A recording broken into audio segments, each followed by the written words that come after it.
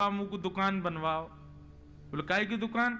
बोले कोई जलेबी बेच रहा है, कोई दिए बेच रहा है, कोई पटाखे बेच रहा है, कोई मिठाई बेच रहा है, मैं बेचूंगा। तो नंद बाबा बोले कहाँ बेचेगो? बोले जितना सामान है घर में सब बेच दूंगा। और ठाकुर जी पीछे पढ़ पढ़ के नंदरानी यशोदा से एक दुकान बनवाते हैं अपनी, और वह दुकान में पूरे नंद भवन की सामग्री लेके आ जावे। और बेचे कैसे हैं? पैसा ना लें, वाक्य बदले स्नेह मांगे। जितने ब्रजवासी सामने से जामे सबन को रोक रोक कर ठाकुर जी सब बांट दें, और बदले में कोई धन ना लें, केवल फ्री में मुफ्त की दुकान लगा में ठाकुर जी, वही को हटरी कहें। इतनी प्यारी लीला होती है ठाकुर जी की, मुफ्त की दुकान।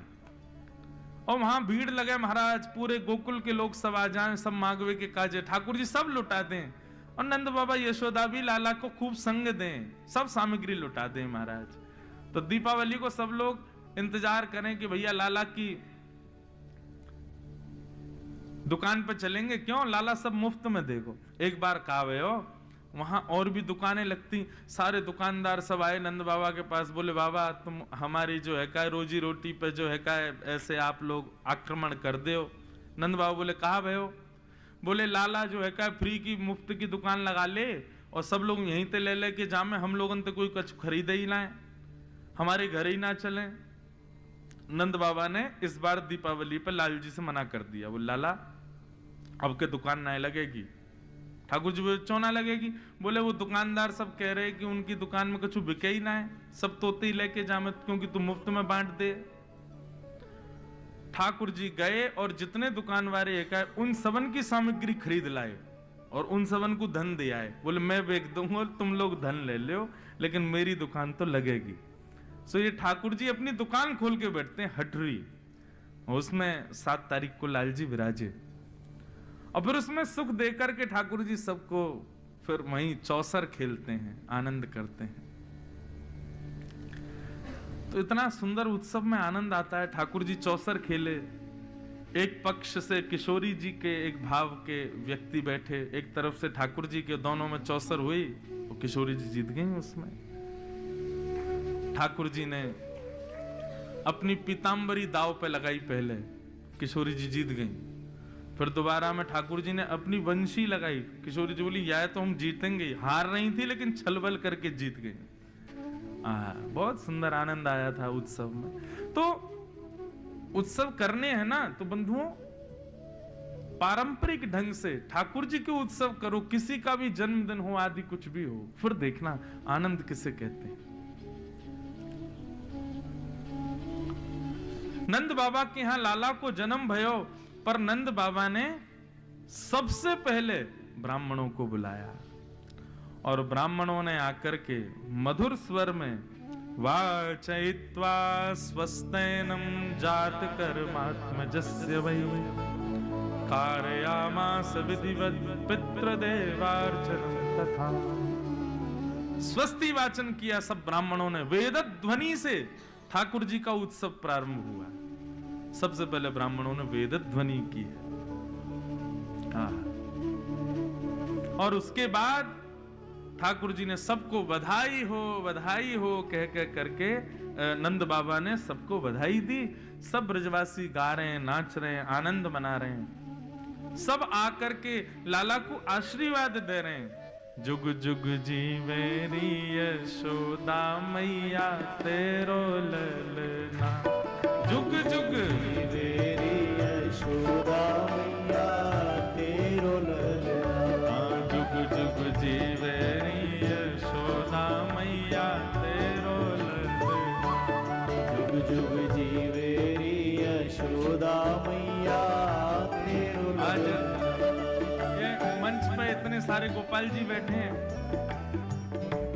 इन सबन की मैया सजा सजा के इनको यहाँ बैठा गई हैं।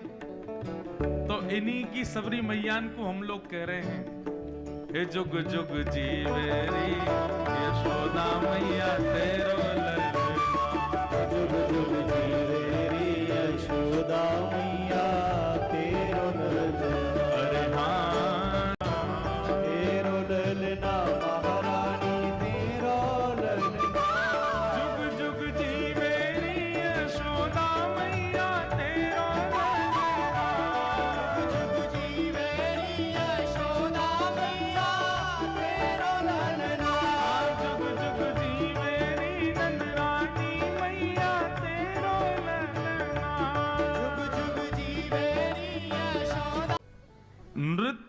अच्छा कब होता है, नाचना अच्छा कब होता है? या तो कोई सीख करके नृत्य करे, परंतु कई बार सीखे हुए लोगों का नृत्य भी कभी कभी फीका लगता उन लोगों के आगे जो बस आनंद उत्सुक होकर के बस नाचने लगते हैं। ये भी विचार नहीं करते कौन क्या सोचेगा, बगल वाला क्या पूछेगा, ये लोग क्या देखेंगे, नहीं, इन सब का विचार ना करके बस नाचता है, उसका नृत्य श्रेष्ठ है। ब्रजवासियों की स्थिति ऐसी ही है। अब यहाँ 4 लोग उठते हैं, बाकी के लोग उनको देखते हैं, कैसे नाच रहे हैं देखो। क्यों ऐसा विचार करने? देखो हमारी तो मर्यादा है कि हम व्यासपीठ से उठ नहीं सकते। यदि हमको उठने की अनुमति मिल जाए तो आप लोग तो कुछ नहीं नाचते, हम ऐसा नाचें लाल जी के उत्सव में। तो नृत्य श्रेष्ठ कब? जब हम अभिमान शून्य हो जाएं, कौन क्या विचार करेगा। और समस्त ब्रजवासियों की स्थिति ऐसी हो गई। ब्रजवासियों को यह नहीं लग रहा है कि नंद बाबा के लाला भयो हम क्यों नाचें। अरे नहीं भैया, हमारी लाला भयो है, सब नाच रहे हैं। अवाद्यंत विचित्राणि वादित्राणि महोत्सवे। महाराज इतना आनंद भर गया ब्रजवासियों में। कल मैं बता रहा था ना कि नंद बाबा अटारियों पर चढ़ के लुटावे और ब्रजवासी लूटे नहीं, ऐसे पकड़ करके पीछे लुटावे। मतलब नंद बाबा ने जितना लुटाया एक भी ब्रजवासी के पास नहीं गया, सब ब्रजवासियों ने भी लुटा दिया पीछे की ओर। कोई अपने पास नहीं रख रहा है। हमारी आपकी तरह नहीं दूसरे के भी छीन के भाग रहे। ये मुझे दे रहे थे महाराज जी, ने बीच में हाथ लगा दिया, नहीं, सब एक दूसरे को बांट रहे हैं। और स्थिति ये हो गई भैया, 6 महीना तक नंद बाबा लुटाते ही रहे, लुटाते ही रहे, लुटाते ही रहे। अब तो ऐसी स्थिति हो गई कि लोगों के घर भर गए, जेब भर गई, अलमारियां भर गई, जगह ही नहीं बची, कहां रखें सामान, इतना लुटा रहे नंद बाबा। तो जितना लुटा रहे थे नंद बाबा वो सब वृंदावन की रज में ही मिल गया। मानो रजों ने लूटा हो, वृंदावन ने लूटा हो, ब्रजधाम ने लूटा हो। ठाकुर जी की बधाई को।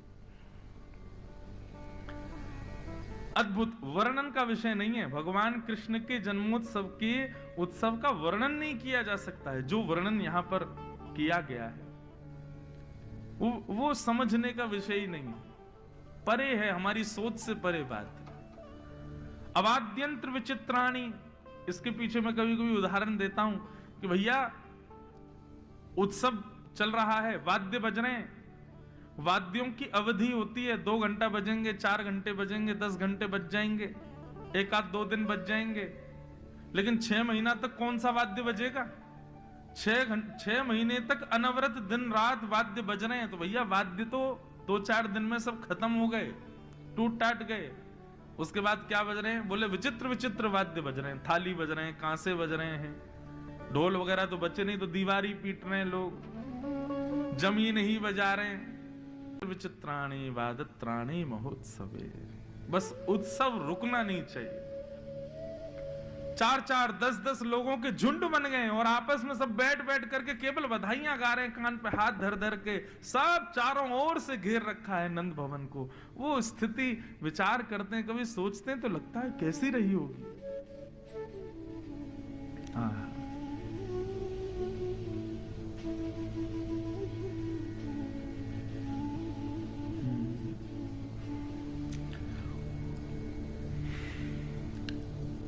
भगवान का मंगलमय जन्मोत्सव मन रहा था, तभी कंस के द्वारा भेजी गई पहली राक्षसी पूतना का वहां आगमन हुआ। बंधुओं, पूतना ने कंस को वचन दिया था कि मैं आपके शत्रु को मार दूंगी। कैसे मारोगी? तुम्हारा रूप इतना भयानक, कैसे ढूंढोगी कहां है क्या है? पूतना ने बहुत अच्छी युक्ति बताई। 10 दिन के अंदर जितने बालकों ने जन्म लिया मैं सब घरों में जाऊंगी, रूप बदल करके सुंदर बन के जाऊंगी, मेरे से आकृष्ट होकर के उनकी माताएं बालकों को मेरी गोद में देंगी, मैं अपना पयोधर पान कराऊंगी, पयोधर पीते ही बालक के मुख में विष जाएगा, मैं अपने विष लगा के जाऊंगी पयोधर में, विष पीते ही बालक मर जाएगा। और पूतना ने एक अत्यंत सुंदरी का रूप धारण किया और रूप धारण करके पूतना पहुंची गोकुल। अनेक बालकों को मारती हुई जैसे ही गोकुल पहुंची, पूतना को लग गया कि जरूर महाराज कंस के शत्रु का जन्म यहीं हुआ है। और जैसे ही प्रवेश किया गोकुल में, उसकी मधुर चाल सब बनावटी थी, चाल भी बनावटी, रूप भी बनावटी, मुस्कान भी बनावटी, सब कुछ उसका बनावटी था, बस दूसरों को आकर्षित करने के लिए। क्यों? क्योंकि पूतना जानती है कि मानव स्वभाव है, वो अनजान व्यक्ति पर भी विश्वास कर लेता है यदि उसके वस्त्र सुंदर हो और रूप सुंदर हो। ये हमारा स्वभाव है कि नहीं? कोई अनजान व्यक्ति हो लेकिन उसके वस्त्र ज्यादा बढ़िया ना हो, रूप भी इतना सुंदर ना हो, हमारा विश्वास नहीं होगा। लेकिन अनजान व्यक्ति है, वस्त्र अच्छे पहने, रूप अच्छा है, तो हमारा उस पर विश्वास अपने आप हो जाता है। बुरा नहीं मानिएगा, पर बंबई अधिकतर पूतना की नगरी है। आप सब नहीं, पर यहां पर सब बनावटी रहते हैं, सबको लुभाने वाले, सबको अपनी ओर आकृष्ट करने वाले, आकर्षण करने वाले। उनका चेहरा बनावटी, वस्त्र बनावटी, हंसी बनावटी, बाल बनावटी, नाक बनावटी, आंख बनावटी, बोली बनावटी। आप लोगों की नहीं कह रहा, मैं उन लोगों की बात कर रहा हूं जो सबको और कौन आकर्षित करते हैं ये सब जानते हैं। कौन आकृष्ट करता है सबको, सबको पता है। एक ऐसी इंडस्ट्री है यहाँ पे जो सबको केवल अपनी अंदर से भयंकर टूटे हुए हैं, अंदर से रो रहे हैं, चीख रहे हैं, चिल्ला रहे हैं, लेकिन अपने रूप आवरण ऐसा बनाएंगे कि महाराज सामने वाला कहे ओहो यही है बस।